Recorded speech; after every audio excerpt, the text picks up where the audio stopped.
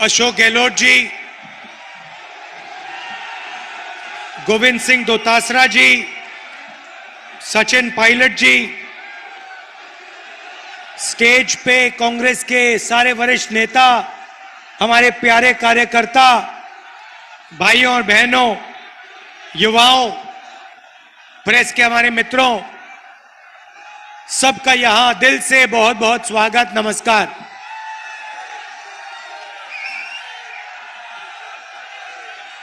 भारत जोड़ो यात्रा में कन्याकुमारी से कश्मीर तक हम चले और यात्रा में से एक नारा निकला, नफरत के बाजार में मोहब्बत की दुकान खोलनी है।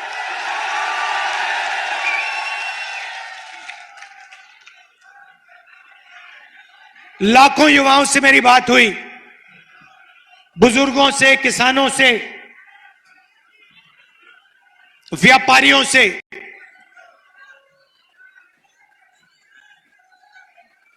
युवाओं को पूछो, पूरे देश में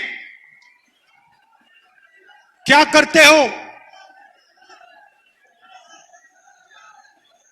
मोदी जी की सरकार ने हिंदुस्तान के युवाओं को बेरोजगार कर दिया है। हर युवा कहता है, मैं काम करना चाहता हूं,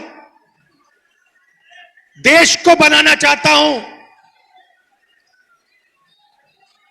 मगर देश में नरेंद्र मोदी की पॉलिसीज ने हिंदुस्तान के युवाओं की शक्ति को नष्ट कर दिया है। ये देखिए कितना जोश है, देखिए, अब देखिए, इतने जोश से अगर हमने हिंदुस्तान के युवाओं को काम में लगा दिया तो मेड इन चाइना इस दुनिया में दिखेगा ही नहीं, मेड इन इंडिया दिखाई देगा। अब नरेंद्र मोदी करते क्या हैं? 12,000 करोड़ रुपए के हवाई जहाज में 12,000 करोड़ रुपए के हवाई जहाज में 12 करोड़ रुपए की गाड़ी में घूमते हैं। आपने पिछले 10 साल में नरेंद्र मोदी को किसी किसान के साथ देखा है? किसी मजदूर के साथ देखा है? किसी छोटे दुकानदार का हाथ पकड़ते हुए देखा है? नहीं दिखेंगे भाइयों और बहनों। वो आपको हवाई जहाज में अमेरिका जाते हुए देखेंगे, उधर अमेरिका के राष्ट्रपति से गले मिलते हुए देखेंगे, राइट? अदानी जी के साथ फोटो में ऐसे दिखेंगे जैसे दो मित्र एक साथ खड़े होते हैं, मगर गरीब किसान के साथ, मजदूर के साथ, बेरोजगार युवा के साथ नहीं दिखेंगे। नरेंद्र मोदी जी किसानों को, मजदूरों को, बेरोजगार युवाओं को मूर्ख समझते हैं। पूरा का पूरा काम अदानी का, सड़कें अदानी की, सीमेंट के प्लांट अदानी के, एयरपोर्ट अदानी के, जयपुर एयरपोर्ट अदानी का, पोर्ट्स अदानी के। पहले अदानी जी दुनिया के सबसे अमीर लोगों में से 600 नंबर पे थे, दूसरे नंबर तक नरेंद्र मोदी ने अपने मित्र को पहुंचा दिया। यह सच्चाई है। भाइयों और बहनों, दो तरीके की सरकार हो सकती है। एक जो किसानों के साथ, गरीबों के साथ मजदूरों के साथ खड़ी होती है और दूसरी जो अरबपतियों के साथ खड़ी होती है। आप जानते हो बीजेपी अरबपतियों के साथ खड़ी होती है, कांग्रेस पार्टी किसानों के साथ, युवाओं के साथ, मजदूरों के साथ खड़ी होती है। कोविड आया, याद है, यहां पे सब लोगों का कोई मित्र, किसी का भाई, किसी के पिता को कोविड हुआ, लाखों लोगों को कोविड हुआ। कांग्रेस पार्टी ने क्या किया? भीलवाड़ा मॉडल, याद है आपको? भीलवाड़ा मॉडल, घर में फूड पैकेट देना शुरू कर दिया, ऑक्सीजन के सिलेंडर ला, यूथ कांग्रेस के लोग लग गए, ऑक्सीजन सिलेंडर देना शुरू कर दिया, दवाई देनी शुरू कर दी। नरेंद्र मोदी क्या कहते हैं? और थाली बजाओ, थाली बजाओ, थाली बजाओ, मोबाइल फोन की लाइट ऑन करो, लाइट ऑन करो। क्या मतलब है? क्या मतलब है? थाली बजाओ, लाइट ऑन करो। उनका आपने आजकल भाषण देखा होगा, अपने भाषण में पहले कहते थे, मित्रों मैं ओबीसी हूं, मैं पिछड़ी जात का हूं। हर भाषण में मैंने जाति जनगणना की बात बोली, पार्लियामेंट में मैंने एक भाषण दिया, मैंने कहा इस देश में जाति जनगणना होनी चाहिए। ताली बजाइए, और जोर से ताली बजाइए। मैं बताता हूं आपको जाति जनगणना क्या है, आज मैं आपको बताना चाहता हूं। सबसे पहले आपसे सवाल पूछता हूं, इस देश में ओबीसी वर्ग के कितने लोग हैं? कोई नहीं बता सकता, कोई नहीं बता सकता। भाइयों और बहनों, इसका कारण है, यह एक साजिश है। आपको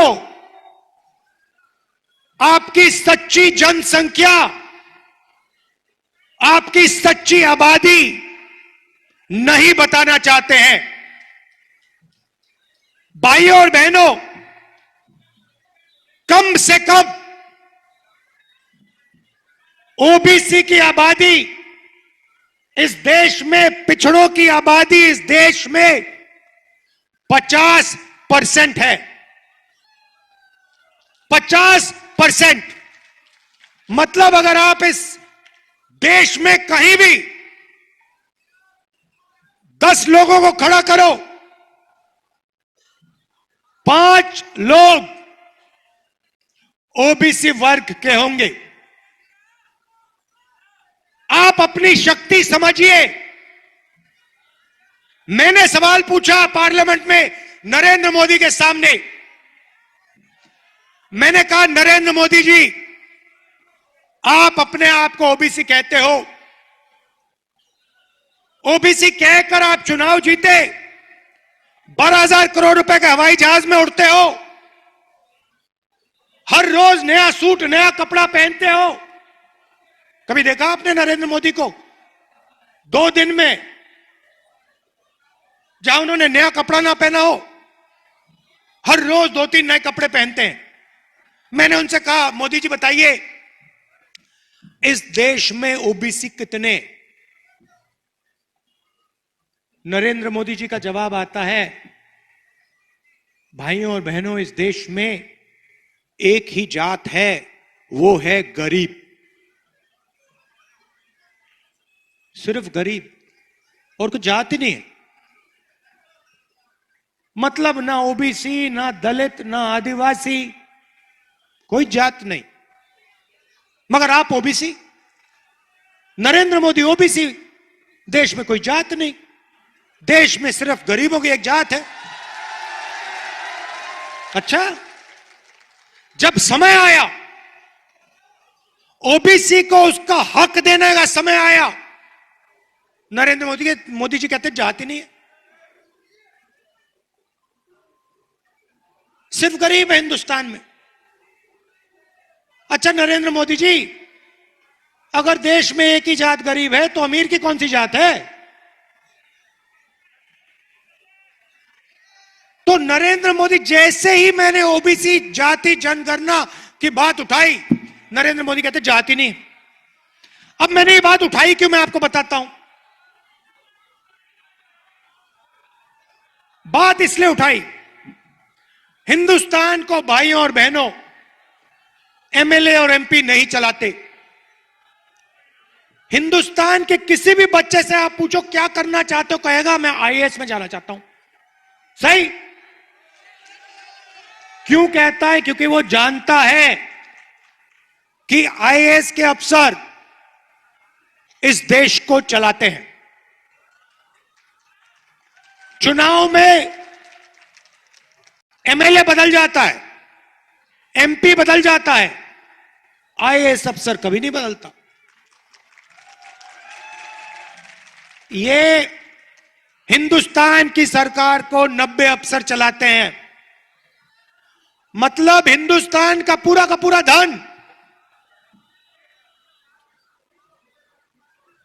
लाखों करोड़ रुपए का बजट ये 90 लोग बांटते हैं।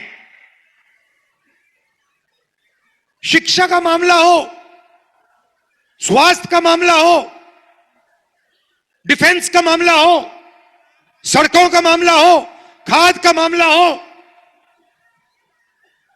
सारे के सारे निर्णय, बजट के निर्णय ये 90 लोग लेते हैं।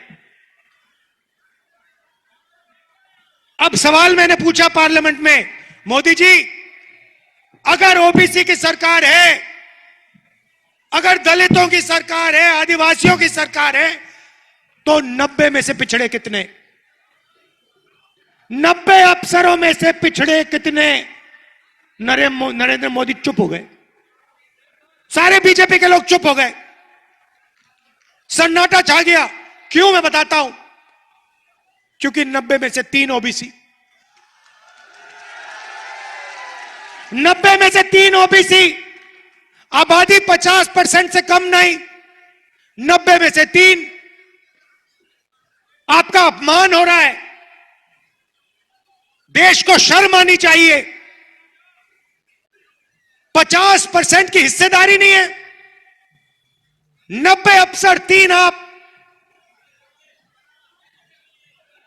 भाइयों और बहनों, अगर हिंदुस्तान की सरकार 100 रुपए खर्च करती है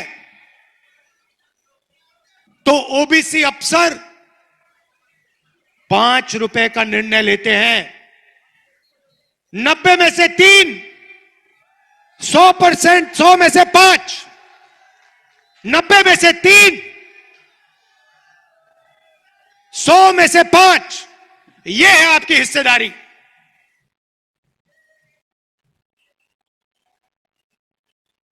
और नरेंद्र मोदी कहते मैं ओबीसी की सरकार चलाता हूं। कैसी ओबीसी की सरकार? मैं आपको बताता हूं। हमने यहां पे स्वास्थ्य योजना लागू की, 25 लाख रुपए इलाज करो, 25 लाख रुपए का इलाज करो। मैं तो कहता हूं गहलोत जी, कम है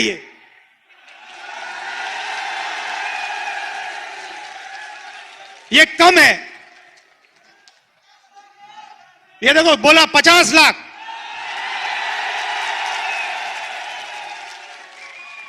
अब 25 लाख में से पैसा किसको जाता है? याद रखिए, अगर अस्पताल में राजस्थान की जनता का इलाज होता है तो 50% ओबीसी का होता है। हमारी योजना, स्वास्थ्य योजना का 50% फायदा सीधा पिछड़ों के जेब में जाता है। हम किसान कर्जा माफ करते हैं, 50% फायदा पिछड़ों को सीधा जाता है। गैस सिलेंडर 500 रुपए का करते हैं, गरीबों का गैस सिलेंडर 500 रुपए का करते हैं, 50% फायदा ओबीसी को जाता है। 3600 इंग्लिश मीडियम स्कूल खोलते हैं, 50% फायदा पिछड़ों को जाता है। एक 309 नए कॉलेजेस खोले, नई यूनिवर्सिटियां खोली, 50% फायदा पिछड़ों को जाता है। यह है पिछड़ों की सरकार। अब सुनिए, मैं आपसे पूछता हूं, जब नरेंद्र मोदी ने अदानी जी को जयपुर का एयरपोर्ट दिया, ओबीसी वर्ग को कितना फायदा हुआ? अदानी की कंपनी में ओबीसी कितने, दलित कितने, आदिवासी कितने? एक भी नहीं है भाइयों और बहनों। नरेंद्र मोदी अदानी की मदद करता है, उसकी कंपनी में आपको एक पिछड़ा, एक दलित, एक आदिवासी नहीं मिलेगा। हम गैस सिलेंडर 500 का देते हैं 50% ओबीसी को। नरेंद्र मोदी जी बीमा योजना लाए, मैंने आंकड़े निकाले। पैसा कौन देता है? जीएसटी से पैसा आप देते हो। कौन देता है? पिछड़े देते हैं, आदिवासी देते हैं, दलित वर्ग देते हैं, गरीब जनरल कास्ट के लोग देते हैं। जीएसटी का पैसा गरीब जनरल कास्ट के लोग, ओबीसी, दलित, आदिवासी, नरेंद्र मोदी जी योजना लाते हैं। एक उदाहरण दे रहा हूं आपको, फसल बीमा योजना, 35,000 करोड़ रुपए आपके जेब से निकाला, 20,000 करोड़ रुपए दिल्ली की सरकार, 10,000 करोड़ रुपए स्टेट की सरकार, 3 या 4,000 करोड़ रुपए किसानों के जेब से बीमा में भरा। ठीक है, आंकड़े याद रखिए। 35,000 करोड़ रुपए नरेंद्र मोदी ने जीएसटी से आपकी जेबों में से निकाला। उसके बाद 16 कंपनियों को नरेंद्र मोदी ने फसल बीमा योजना का पूरा पैसा पकड़ा दिया। उन 16 कंपनियों में आपको ना एक पिछड़ा मिलेगा, ना एक दलित मिलेगा, ना एक आदिवासी मिलेगा। जब तूफान आता है, ओला गिरता है, किसानी में लिखता है कौन सा किसान? ओबीसी किसान, गरीब जनरल कास्ट का किसान, आदिवासी, दलित किसान लिखता है, कहता है मेरे खेत में नुकसान हो गया, ओला गिर गया, मैं बर्बाद हो गया। कंपनी वाले कहते हैं भैया तुम्हें हम 1 रुपया नहीं देने वाले, लो। यह है नरेंद्र मोदी की योजना। एलआईसी का पैसा, ये जानते हो आप, सब कुछ जानते हो। नरेंद्र मोदी की गारंटी, अदानी जी की सरकार बनेगी और चलेगी। हमारी गारंटी किसान, मजदूर, पिछड़ों, दलितों, आदिवासियों की सरकार चलेगी, छोटे दुकानदारों की सरकार चलेगी। तो गारंटी की बात कर रहे हैं तो मैं बताऊं 7 गारंटी क्या है। अब देखिए, राजस्थान के हर घर में एक महिला को 10,000 रुपए हर साल बैंक अकाउंट में हम डाल देंगे। याद रखिए, 50% परिवार पिछड़ों के हैं। इसका 50% पैसा पिछड़ों के जेब में जा रहा है। नरेंद्र मोदी जी इसी पैसे को अदानी जी के जेब में डाल देंगे। गैस सिलेंडर गरीबों के लिए 500 रुपए का हो जाएगा। 15 लाख रुपए बीमा का पैसा राजस्थान की जनता को मिलेगा, नेचुरल कैलामिटी होगी तो। अच्छा, आखिरी बात और शायद जरूरी बात, जहां भी बीजेपी के नेता जाते हैं नफरत तो फैलाते हैं। एक जात को दूसरी जात से लड़ा देंगे, धर्म को दूसरे धर्म से लड़ा देंगे। इलाज कांग्रेस पार्टी करती है, उनके नफरत के बाजार में मोहब्बत की दुकान खोल देते हैं हम जाके। देश को मजबूत करते हैं, सबको एक साथ लाते हैं। बीजेपी के किसी नेता से पूछो और वो आपको बताएंगे, देखिए हिंदुस्तान के गरीब लोगों को हिंदी सीखनी चाहिए, अंग्रेजी नहीं सीखनी चाहिए। अंग्रेजी मत सीखिए, हिंदी सीखिए। मगर अगर आप उनके बच्चों से पूछें कि भैया एक बात बताइए, आप बीजेपी के बड़े नेता हैं, गडकरी जी से पूछिए, अमित शाह से पूछिए, रमन सिंह से पूछिए कि भैया आप हमें तो कह रहे हो कि हमें अंग्रेजी नहीं बोलनी चाहिए, नहीं सीखनी चाहिए, आपके बेटे इंग्लिश मीडियम में पढ़ते हैं, हिंदी मीडियम में? सारे के सारे जवाब देंगे हमारे बच्चे तो इंग्लिश मीडियम में पढ़ते हैं। मतलब बीजेपी के नेता अंग्रेजी पढ़े, उनके बच्चे अंग्रेजी पढ़े, मगर हिंदुस्तान के गरीब किसान, मजदूर, छोटे दुकानदार, दलित, आदिवासी, पिछड़े अंग्रेजी ना पढ़े। क्यों? क्योंकि वो चाहते हैं कि सबसे अच्छी नौकरियां, जिसमें सबसे ज्यादा सैलरी मिलती है, करोड़ों रुपए की सैलरी मिलती है,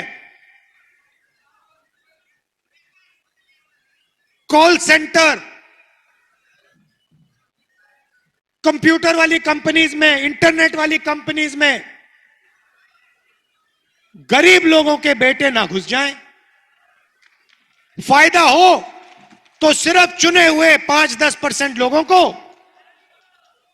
और जो गरीब किसान है उसका बेटा सपना ना देख पाए। मैं कहता हूं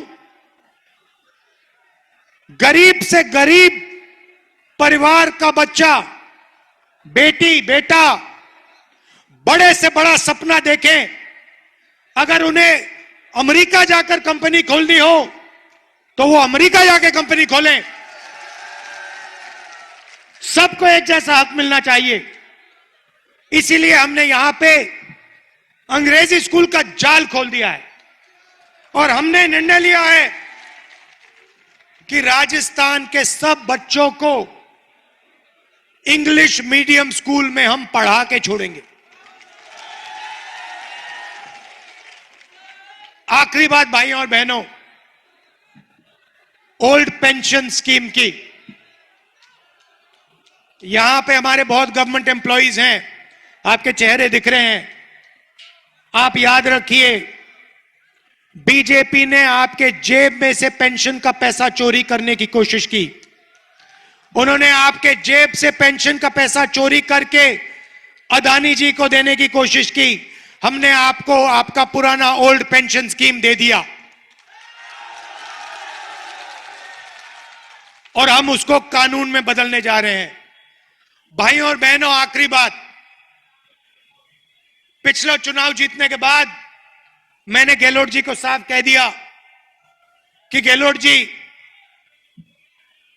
आप एक काम करना, कांग्रेस पार्टी की सरकार है, आप एक बात मत भूलिए, जितना पैसा राजस्थान की बीजेपी की सरकार ने बड़े बड़े अरबपतियों को, कॉन्ट्रैक्टर्स को दिया था, 5 साल में जितना पैसा उन्होंने सबसे बड़े कॉन्ट्रैक्टर्स को और अरबपतियों को दिया, उतना ही पैसा कांग्रेस पार्टी की सरकार को 5 साल के अंदर राजस्थान के गरीब किसान मजदूर दलित और पिछड़ों को पहुंचा देना चाहिए। और भाइयों और बहनों, यह शुरुआत है। मैं आपको बता रहा हूं, आप याद रखिए, कांग्रेस पार्टी राजस्थान में जाति जनगणना का सेंसस का सर्वे करेगी और देश में हमारी सरकार आएगी तो मैं आपको गारंटी करके कह रहा हूं, और मैं झूठे वायदे नहीं करता हूं, मैं 15 लाख की बात नहीं करता हूं, मेरी आंखें देख लो। मैं आपको कह रहा हूं, जैसे ही हिंदुस्तान में कांग्रेस पार्टी की सरकार आएगी, हम जाति जनगणना उस दिन शुरू कर देंगे और पिछड़ों की जितनी आबादी है उतना हक हम हिंदुस्तान की रीढ़ की हड्डी हिंदुस्तान के पिछड़ों के हवाले कर देंगे। धन्यवाद। जय हिंद।